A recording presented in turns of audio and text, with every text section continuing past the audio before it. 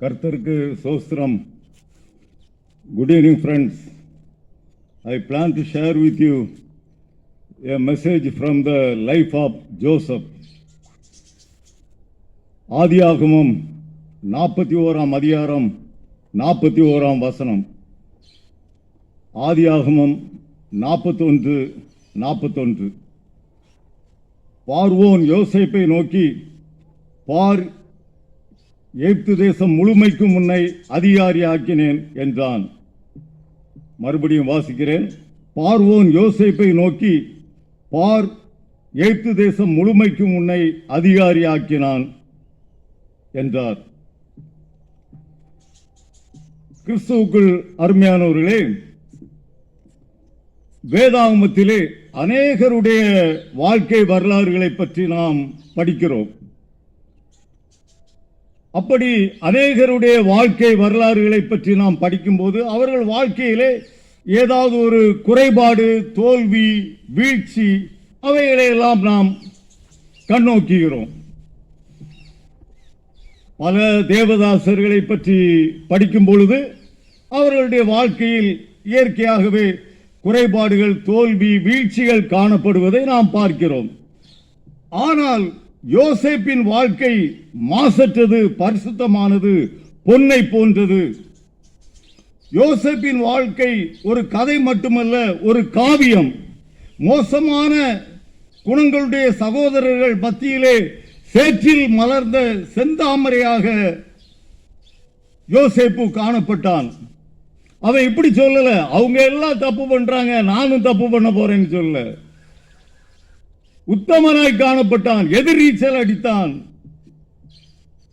இன்றைக்கு வேதக்காரங்க நிறைய பேர் சொல்றாங்க, எல்லாரும் குடிக்காங்க, நாங்களும் குடிக்கோம். அப்படி யோசேப்பு சொல்லல, எதிர்நீச்சல் அடித்தான். தன் சகோதரர்கள் பின்பற்றிய வழியை அவன் பின்பற்றவில்லை. யோசேப்பின் வாழ்க்கை வாலிபர்களுக்கு மட்டுமல்ல, எல்லா வயதினர்களுக்கும் ஒரு கலங்கரை விளக்காக அமைகிறது. ஒரே சூரியன் களிமண் மேல் தன் ஒளிக்கற்றையை வீசுகிறது. களிமண் இறுகுகிறது. அதே சூரியன் அதே ஒளிக்கற்றையை பனிக்கட்டி மேல் வீசுகிறது. பனிக்கட்டியோ உருகுகிறது. அருமையானவர்கள், நாம் உருகிறோமா, இறுகுகிறோமா? ஏன் அக்கினியில் தானாக உருகி தன்னையே சுத்தமாக்கி கொள்ளும் பொன்னை போல யோசேப்பு காணப்பட்டான். இந்த யோசேப்பின் வாழ்க்கையிலிருந்து நாம் சில பாடங்களை இன்றைக்கு கற்றுக்கொள்ளப் போகிறோம், நம்முடைய ஆவிக்குரிய வாழ்க்கைக்கு பிரயோஜனமாக. முதலாவதாக, யோசேப்பு தரிசனம் பெற்றவன். யோசேப்பு தரிசனம் பெற்றவன்.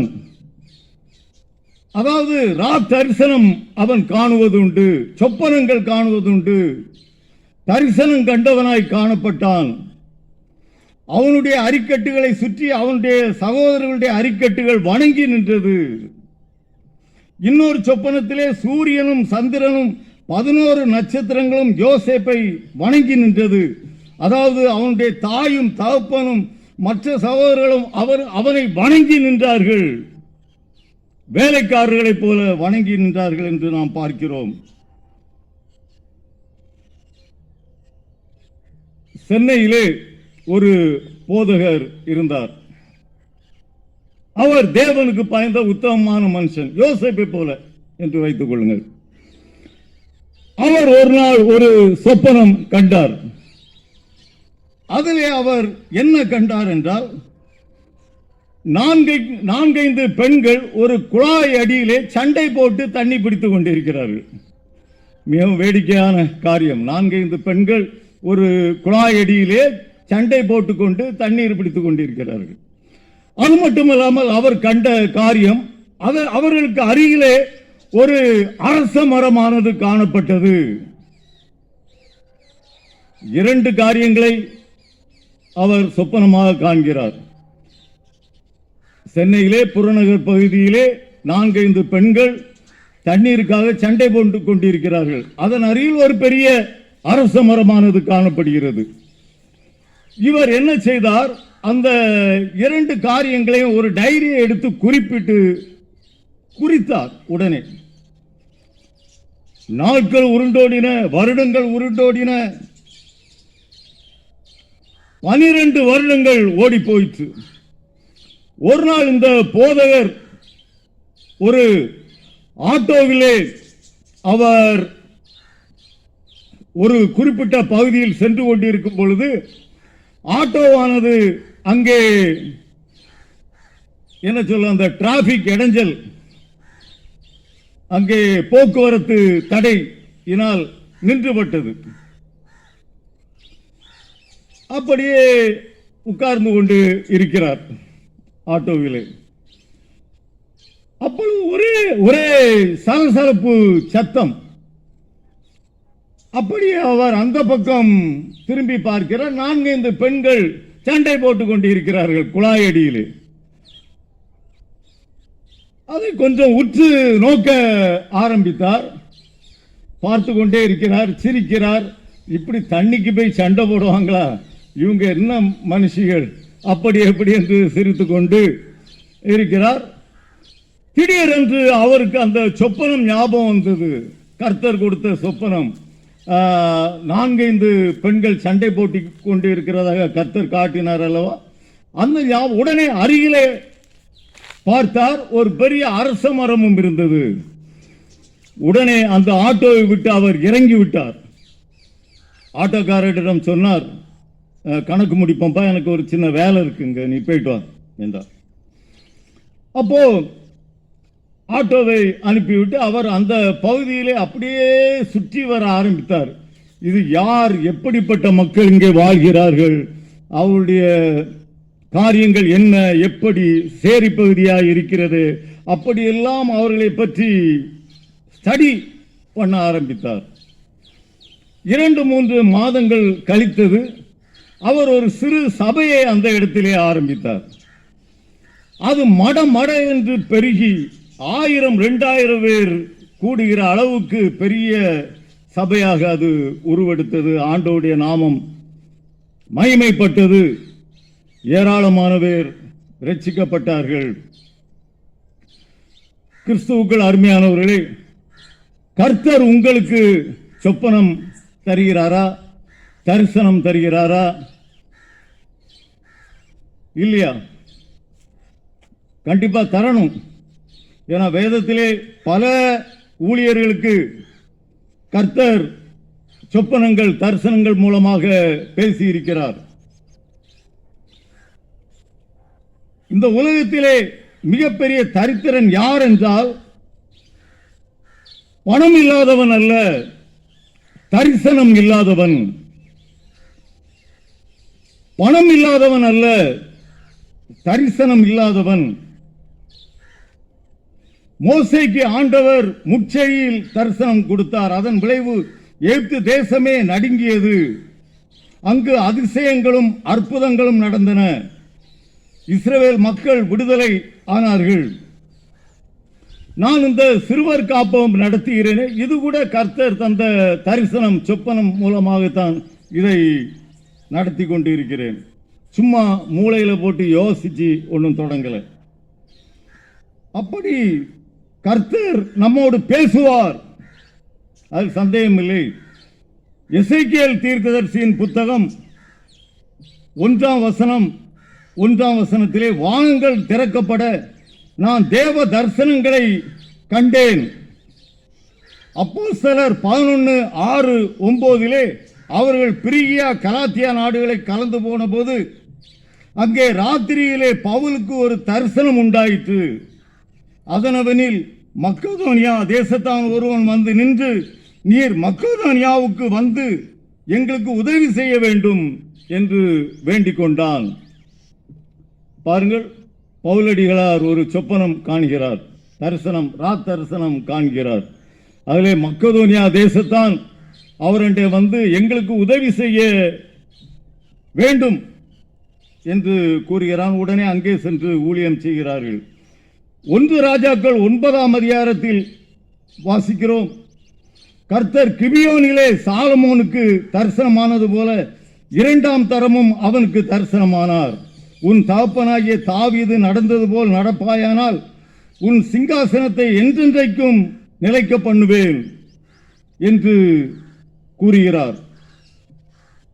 உண்மையிலேயே கர்த்தர் உங்களுக்கு தரிசனம் அல்லது சொப்பனம் தர வேண்டும் என்றால், கர்த்தர் உங்களோடு பேச வேண்டும் என்றால், கர்த்தர் உங்களோடு சொப்பனத்தின் மூலம் தரிசனத்தின் மூலம் பேச வேண்டும் என்றால் 2 காரியங்களை நீங்கள் செய்ய வேண்டும்.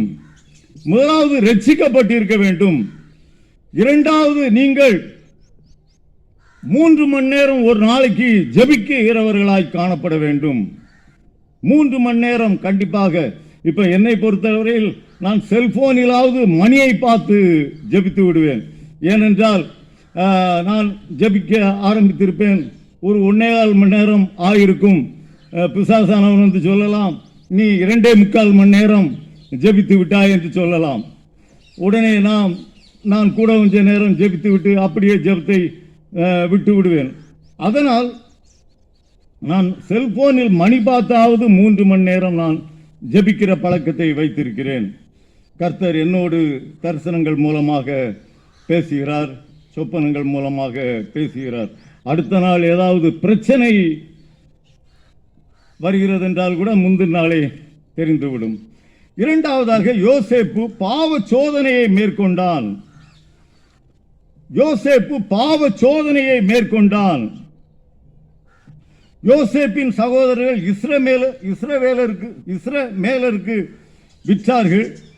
அவர்கள் யோசேப்பை போத்திபாரிடம் விற்றார்கள். போத்திபார் வீட்டில் யோசேப்பு காணப்படுகிறான். யோசேப்பின் நிமித்தம் அந்த வீட்டை கர்த்தர் ஆசீர்வதித்தார்.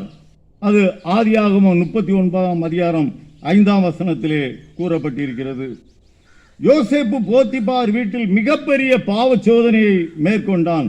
போத்திபாரின் மனைவி யோசேப்பை துன்மார்க்கத்துக்கு அழைத்தாள். யோசேப்பு ஓடி போனான். அவனுடைய வஸ்திரம் கூட அவள் கையில் ஆகப்பட்டது. ஆனாலும் தன் நீதியின் வஸ்திரத்தை காத்து கொண்டான். அந்த நாட்டின் பிரதம மந்திரியானான். கர்த்தர் அவனமாய் அவரை உயர்த்தினார். அவன் பாவ சோதனைக்கு விலகி ஓடினதால்.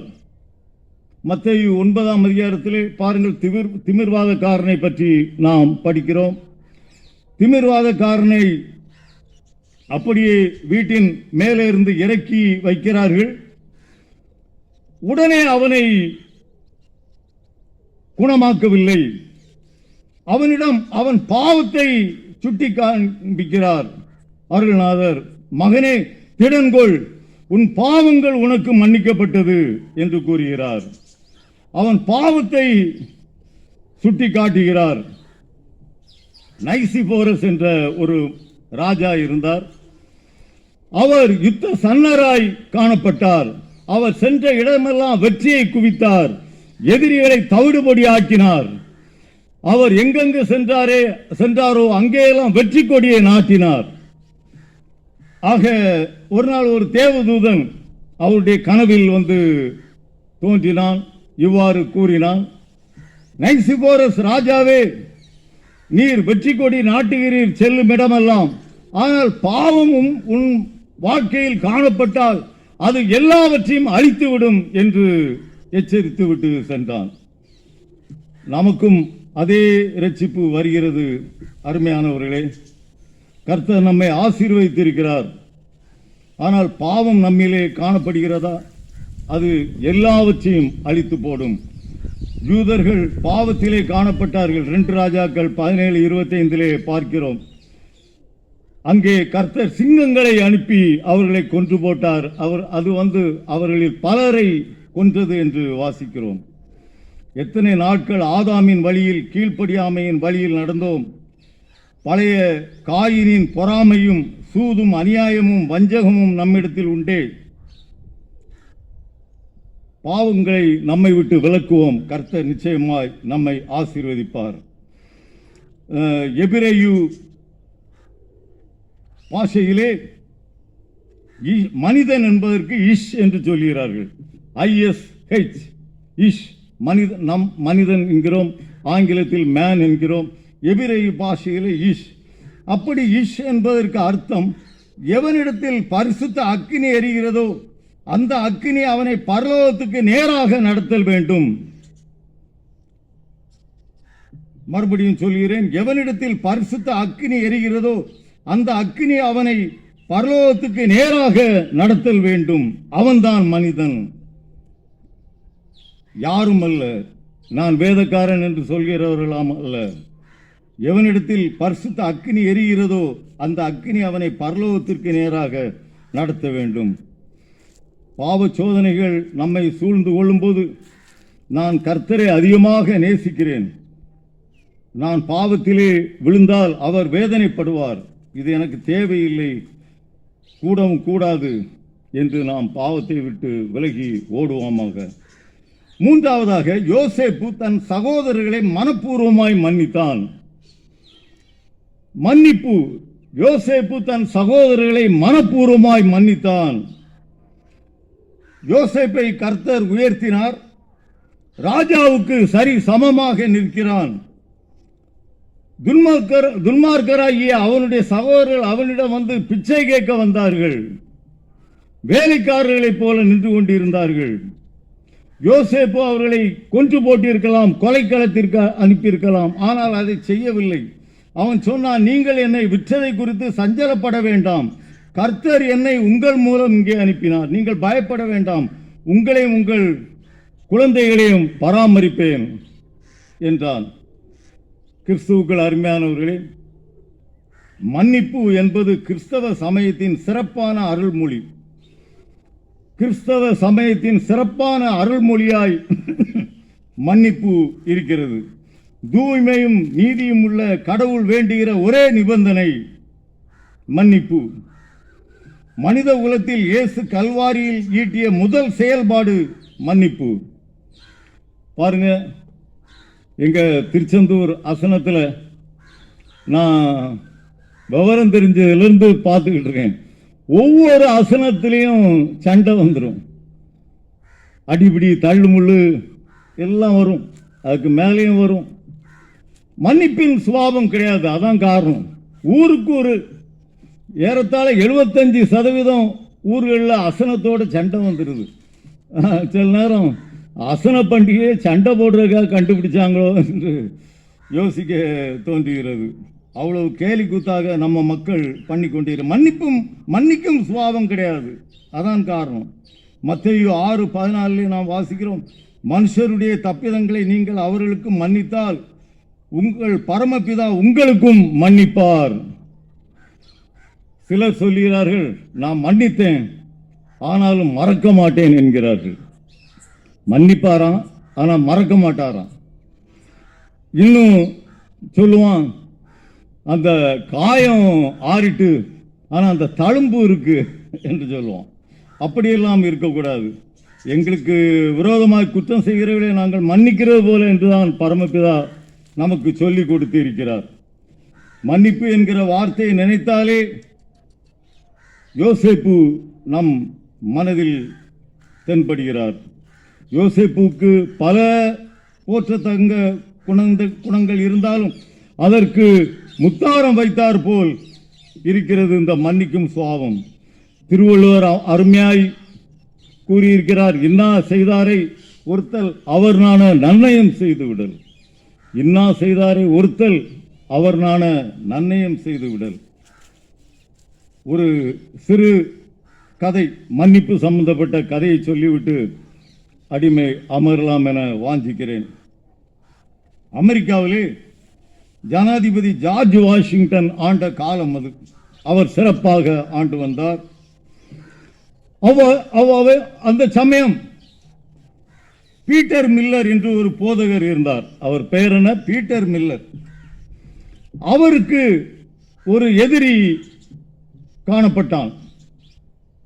அவன் இவர் போகும்போது, வெளியே போகும்போதெல்லாம் கல்லை தூக்கி எறிவது, ஏசுவது, தூஷண வார்த்தைகளால் திட்டுவது. ஆனால் இவர் பொறுமையாக கடந்து சென்று தன்னுடைய ஊழியத்தை நிறைவேற்றி கொண்டு வந்தார். ஆக அந்த எதிரியானவன் உளவு தொழிலே ஈடுபட்டான். அதனால் அவனுக்கு மரண தண்டனை அந்த அரசாங்கம் கொடுத்தது.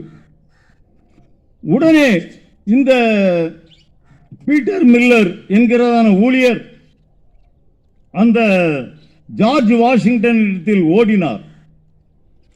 அதாவது ஜனாதிபதியிடத்தில் ஓடினார். எப்படியாவது அவனை மரண தண்டனையிலிருந்து விடுவியுங்கள், அவனை நான் ஆண்டவர் கிருபையால் ரட்சிக்க விரும்புகிறேன், ஆலோசனை கொடுத்து ரட்சிக்கப்பட விரும்புகிறேன் என்றார். உடனே அந்த ஜார்ஜ் வாஷிங்டன் ஜனாதிபதி கூறினார், நான் உன் அன்பனுக்கு உதவி செய்ய முடியாது என்றார். உடனே இவர் சிரித்துக்கொண்டே, அவன் என்று நண்பனே கிடையாது, என்று எதிரிதான். நான் போகும்போதெல்லாம் கற்களை தூக்கி வீசுவான், தூஷண வார்த்தைகளை அள்ளி போடுவான், இப்படித்தான் கதை ஓடிக்கொண்டு இருந்தது அவன் கைதாகிற வரை. இருந்தாலும் நான் அவனுக்காக இறங்க விரும்புகிறேன், இரக்கம் காட்ட விரும்புகிறேன் என்றார். உடனே ஒரு மன்னிப்பு கடிதம் ஒன்றை ஜனாதிபதி எழுதி, நீ குதிரையில் வேகமாக சென்றால் அவனை ரட்சித்துக் கொள்ளலாம், காத்து கொள்ளலாம் என்றார். இவர் மன்னிப்பு கடிதத்தை கொண்டு குதிரையில் வேகமாக செல்கிறார், பறந்து செல்கிறார். இவர் வருவதை அவன் பார்க்கிறான். அவன் தூக்கு மேடையில் நிற்கிறான். அந்த எதிரி இந்த ஊழியக்காரை பார்த்து, நான் மரணம் அடைவதை கண்டு சிரிக்க வந்தாயா, கேலி பண்ண வந்தாயா என்று கேட்டான். இல்லை இல்லை, உன்னை காப்பாற்ற வந்தேன். இதுதான் மன்னிப்பு கடிதம் கொடுத்தார். அவனை விடுவித்தார்கள். இவர் காலில் விழுந்தார். பாருங்கள், யோசேப்பின் வாழ்க்கையிலே சிறையிலிருந்து சிம்மாசனம் ஏதோ ஒரு நாவலை போல, ஒரு இன்ட்ரெஸ்டிங்கான நாவலை போல காணப்படுகிறது. யோசேப்பே உங்கள் ஹீரோவாக மாறட்டும். யோசேப்பு கனிதரும் செடி, அவன் நீர் ஊற்றண்டையிலே கனிதரும் செடி, அதன் கொடிகள் சுவரின் மேல் படரும். இது அவனது தகப்பன் யாக்கோபின் தேவனாலே ஆயிற்று.